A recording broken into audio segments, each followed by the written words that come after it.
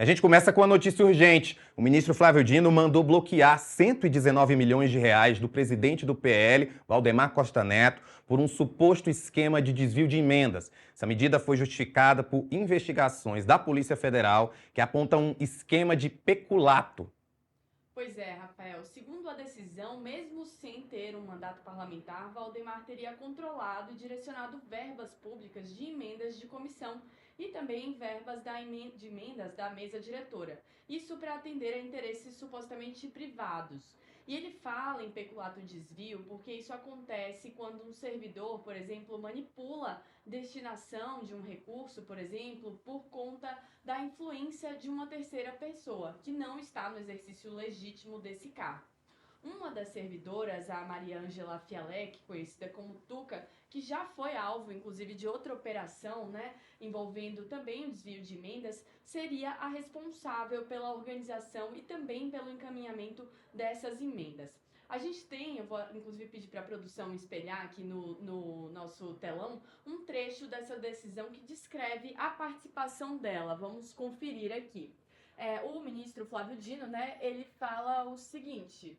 O pessoal me avisou aqui que seu microfone está com um probleminha, então eu vou ler, a Camila vai resolver esse probleminha do microfone. Enche na tela então, pessoal, aí o resultado, que eu já vou trazer para você o que é que foi dito nessa decisão. A fim de evitar tautologias, deixo de traçar um resumo mais amplo daquela investigação, notadamente porque seu contexto de diligenciamento, no que importa a presente depuração, decorre integralmente das medidas empreendidas no âmbito da Operação Transparência. E aí vem agora sobre a Mariângela. Deflagrada em 12 de 12 de 2025, a citada operação centrou suas ações em torno da suspeita Mariângela Fialek, servidora da Câmara dos Deputados, que seria responsável pela organização e encaminhamento das emendas do que se convencionou chamar de orçamento secreto. Palavrinha aí que não parecia há muito tempo aqui, né? Mas tá aí, ó. Na oportunidade foram cumpridos mandados de busca e apreensão na residência da investigada e em seu local de trabalho na Câmara dos Deputados. As medidas tiveram por objetivo a coleta de elementos informativos relacionados ao exercício de suas atribuições e a eventual prática de condutas ilícitas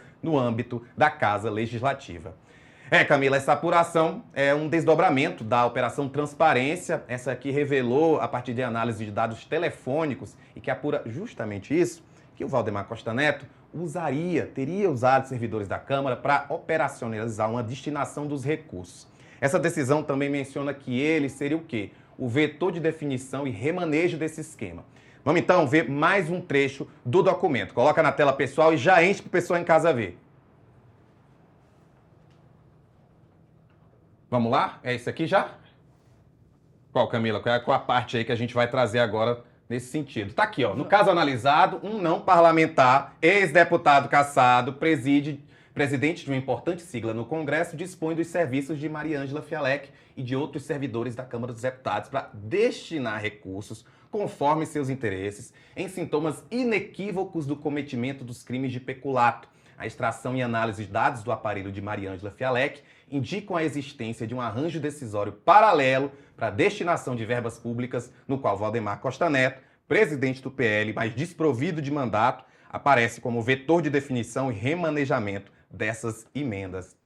Pois é, Rafael, esse trecho, inclusive, que você leu, falando aí de que ele estava desprovido de mandato, é justamente o que caracteriza esse peculato que Dino fala na decisão, E tem ainda um outro ponto interessante, porque, segundo a Polícia Federal, havia todo um processo fraudulento para dar um ar de legalidade a essas indicações das emendas. No documento, nessa decisão, Dino também menciona a forma como as emendas seriam direcionadas. Vamos colocar, então, mais esse trecho, encher aqui na tela para a gente conseguir ler para quem nos acompanha. Conforme se observa, fala-se de um volume considerável de emendas parlamentares indicadas por uma pessoa não detentora de mandato, ainda que algumas planilhas não tenham capacitado a completa identificação dos valores destinados ao ex-deputado. Algumas conversações delineiam que os patamares financeiros reservados ao investigado eram absolutamente significativos.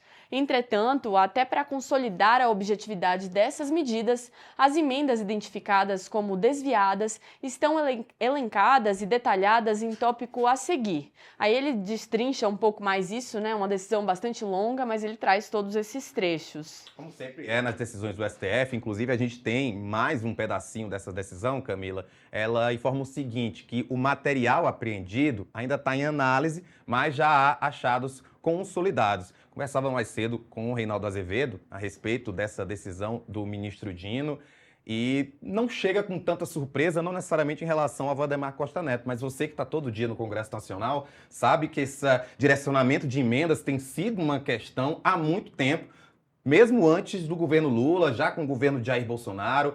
Realmente não é tão surpreendente essa decisão do Dino, né?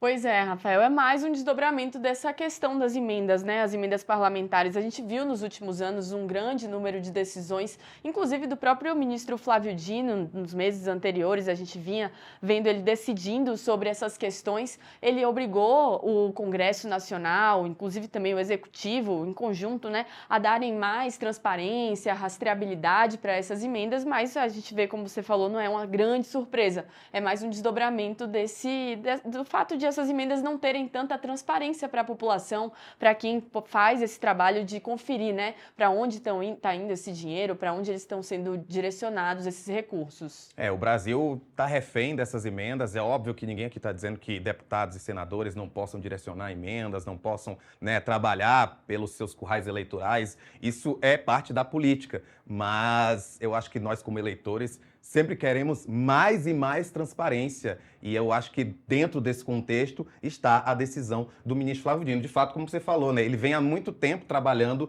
dentro desse tópico de trazer mais transparência a essas emendas parlamentares. Chegou a derrubar o orçamento secreto, né? A gente não usa mais esse termo, apesar dele ainda assombrar a política brasileira. É um trabalho que já vem de muitos meses, né? Sim, com certeza, exatamente. E aí agora a gente vê chamando atenção para um ponto, né, Rafael? Porque a gente está falando muito do Valdemar, mas esse nome, a Tuca, né, aparece nessa decisão e é um nome importante, né? Uma pessoa que mexia com essa questão do orçamento lá dentro do Congresso Nacional. Então é mais um ponto para a gente ficar atento nessa decisão de hoje de Flávio Dino, porque tem algumas figuras que mexiam com o orçamento, com a verba, né, do Congresso Nacional, essas emendas destinadas pelos deputados, principalmente, e que aparecem em mais uma decisão, né? Então, apesar da gente ter hoje o nome de Valdemar, aí essa novidade, digamos assim, tem esse nome de Tuca que já apareceu em outras operações, em outros desdobramentos. Vou pedir só para a nossa equipe colocar a matéria no telão, para quem quiser entrar no portal metrópolis.com, porque a matéria foi dada pela coluna Manuela Alcântara. Então, se você quiser saber mais detalhes, lá dentro também vai ter a decisão completa. Tá aqui, ó, você já está vendo a matéria. Dino manda bloquear 119 milhões de Valdemar por esquema em emendas. Então, se quer saber mais detalhes, entra aí no metrópolis.com para saber tudo sobre essa decisão de Flávio Dino, que envolve Valdemar Costa Neto, que é presidente do PL. E olha, vamos falar de outra